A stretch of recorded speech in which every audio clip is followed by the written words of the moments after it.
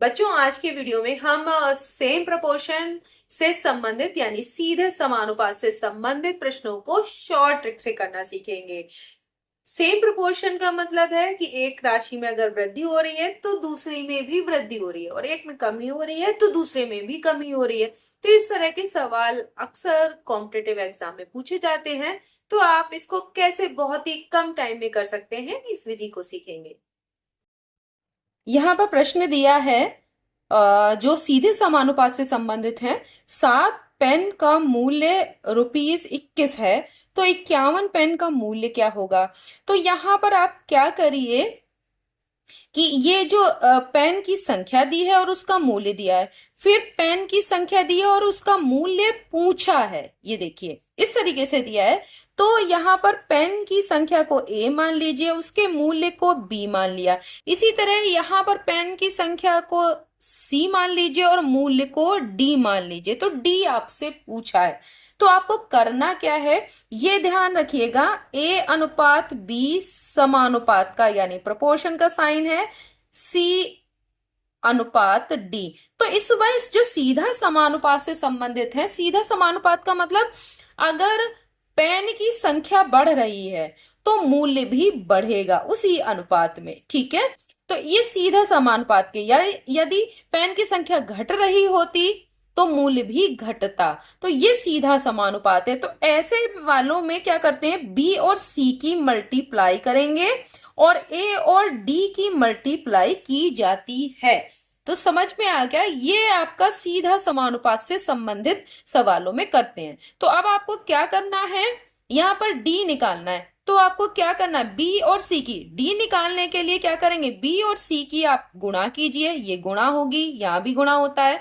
तो क्या है, डी निकालना है तो आप क्या करेंगे, बी और सी की गुणा करेंगे, यानी 51 की 21 और 51 की दोनों की गुणा कर देंगे और क्या कर देंगे, 7 से भाग ए से, ठीक है। ये हो गया आपका, इसका मतलब क्या था, D बराबर हो गया B गुणा C बटे A। ये आपने किया।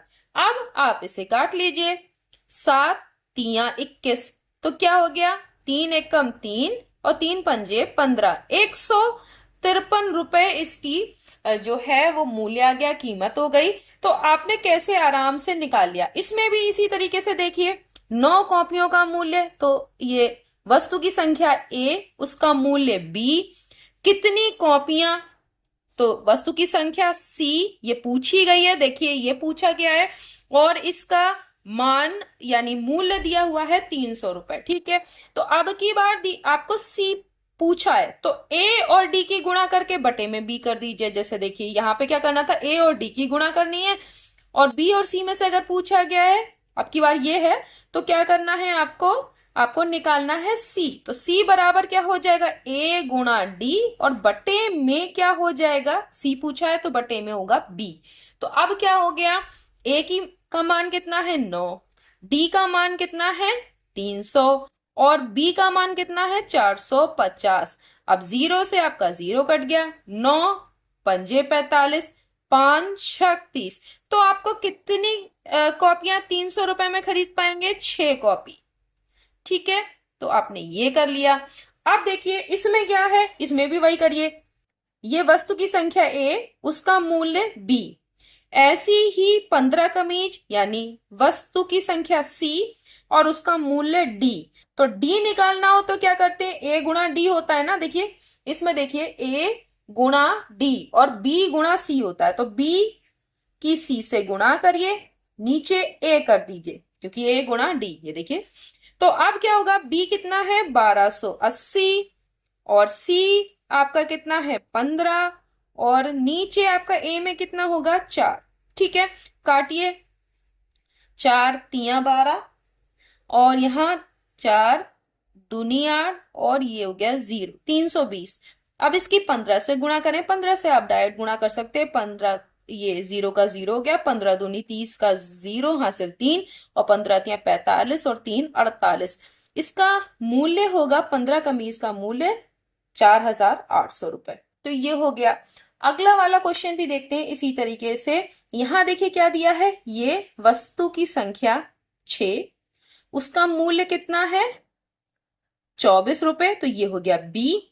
और इतने रुपए में, देखिए अब यहां पर इसीलिए मैंने ये क्वेश्चन दिया है, तो यहां आप सी नहीं लिखेंगे, क्योंकि देखिए वस्तु की संख्या, फिर उसका मूल्य, फिर वस्तु की संख्या, कितनी कलम, ये पूछा है, तो यहां सी है, सी पूछा है। ये क्या है, डी है। ध्यान दीजिएगा भाई, वस्तु जिस उस में सीक्वेंस में आप जिस क्रम में ये लिख रहे हैं ए और बी, उसी तरीके से सी और डी, तो यहां सी नहीं लिखना है, सी कहाँ लिखना है, कितनी कलम खरीदी जा सकती है, यानी सी पूछा है।